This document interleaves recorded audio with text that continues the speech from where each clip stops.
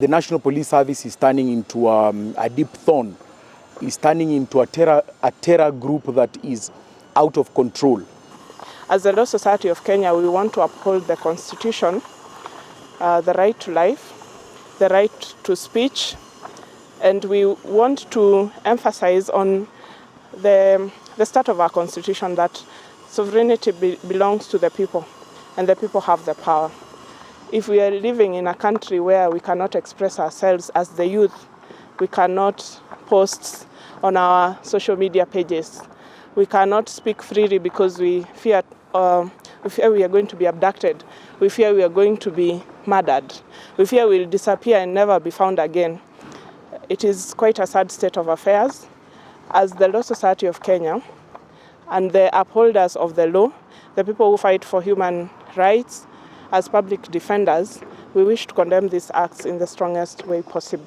We want to add our voice to condemn the acts of human rights violation that we are witnessing in this country.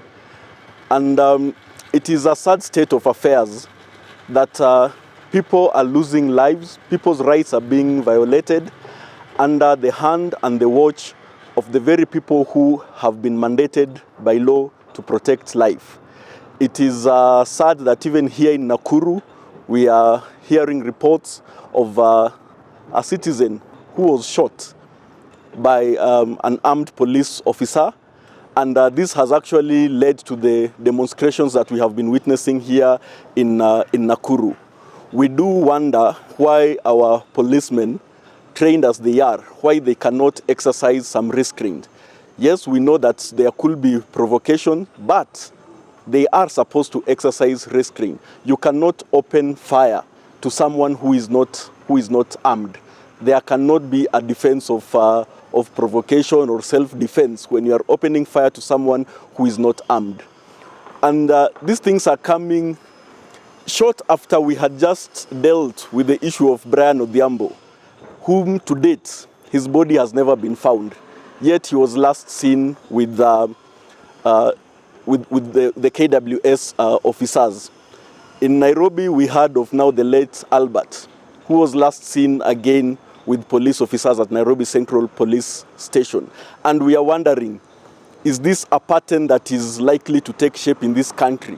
We need to be very concerned. As citizens, as all players in the justice sector, we need to be very concerned. We need to raise our voices. Let us not cow. Let us not just assume that these things will be swept under the carpet. Because if we do that, then the next thing we'll have a country that is being governed by anarchy. We want to call upon the judiciary. And every time I have an opportunity, I normally call the judiciary. You are our last line of defense.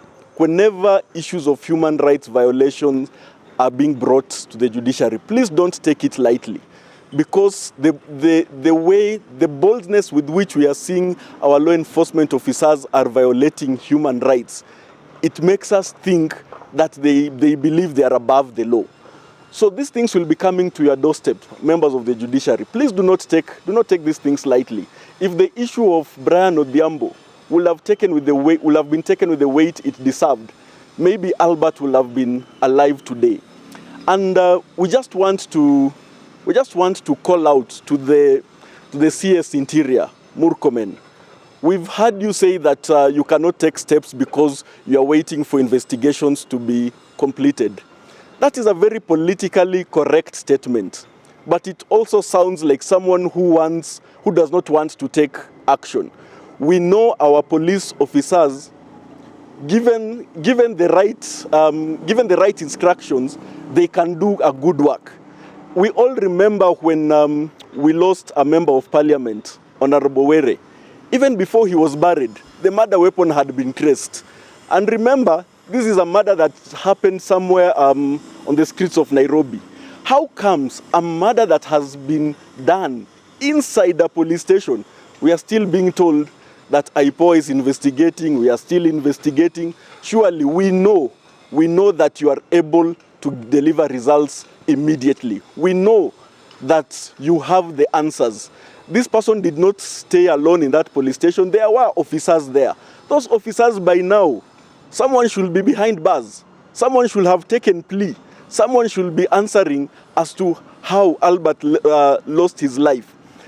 The first statement that was issued by the Director of Corporate Communications, Kenya Police Service, said that Albert banged his head on the wall. And that was very laughable. But for me, my concern is the police spokesman. He does not sit at Central Police Station. Someone must have given him that report for him to come to the public and say that this is what happened. Who is that person who misled the police spokesperson? Whoever gave that initial report must have been covering for something. A statement should have been taken, plea should have been taken by now. Even if they want more time for investigations, the court always allows around 14 to 21 days for investigations. But we want to see people being held accountable for their actions. And I want to urge the Kenya Police Service. Please don't come with a story of inquest. We know how you people kill investigations. The moment you want to kill an investigation, you will say an inquest file has been opened. Have we as a country ever gotten any result from an inquest? We don't want to hear that this issue of Albert has been left for an inquest. We know proper investigations can be conducted and people can be held culpable. We demand justice for Albert, we demand justice for Kenyans, and we beseech the judiciary, please be firm. When these things come to your doorstep, let them know that you are also upholders of the rule of law and constitutionalism and will protect human rights by all means. We not only have independent institutions, but we also have a very robust and progressive constitutional order that has allowed us to progressively move both in terms of socio-economic but also social-cultural impetus towards development. We cannot sit pretty and say that everything is okay. As a law society, we affirm not only to enforce and ensure that the rule of law is not only maintained, but progressively achieved towards enhancing good governance as well as a good index of human rights commitment. Here in Nakuru alone, if you read IPOA's report or the Kenya National Commission on Human Rights reports, you will see that periodically over the years, there is no improvement in terms of human rights compliance. And this is not just in the county of Nakuru, it extends to many other counties. And a time will come when the police will be below the law, if not within the law, because taking a life, for instance, Brian Odhiambo, and this is under the Kenya Wildlife Service, a young man, a young Kenyan, a young innocent Kenyan cannot lose his or her life and business continues as usual. And we are turning into a country that is statistically inclined towards an oral discourse of death. But then we do not talk about what happens after that death. There is a lot of human rights abuses that is going on in Kenya. And the police are not very far off from a perpetrator mentality. We thought that after the 2007 post-election violence and the reforms that were done with the Kriegler Commission, that some of even the identifiable names from a national police force to a national police service would mean something. As a law society, we will be taking a keen focus in these cases. I know through our chair and the branch here, we have been active in seeking to know the truth behind Brian Odhiambo's murder, and we have been in touch with the mother both in Nakuru and in Nairobi. And we will be very, very vocal about what has also happened to Mr. Albert Ojwang. We will be working with the advocates on record there, together with the Independent Policing Oversight Authority, as well as the Kenya National Human Rights Commission. But also for you media houses, you have a duty to service. You must report these stories. Some of them go unanswered because they are not reported. And a life in Kenya, it does not matter whether a life is in Nakuru or a life is in Garissa or a life is in Wajir. A life in Kenya is a life in Kenya. In fact, a life on the face of the world is a valuable life on the face of the world. If this would have happened to a child from a well-privileged background, I promise you that heads will have been rolling for now.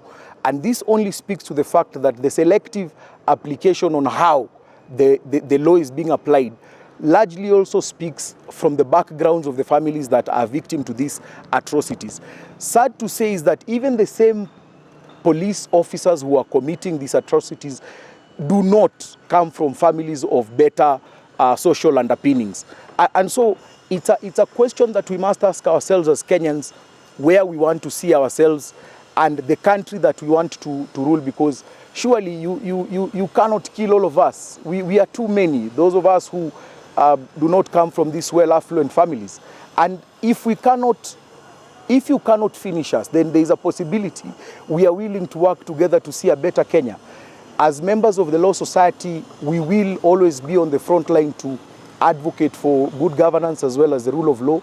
And I am grateful to the branch for taking up this initiative to call on to those rogue police officers who assume that they are above the law. We will catch them. There are experiences in this. And there is a need on reform, on arrest as well as prosecution. You cannot arrest someone in one corner of Kenya and intend to charge them in another corner of Kenya without having accountability. Thank you.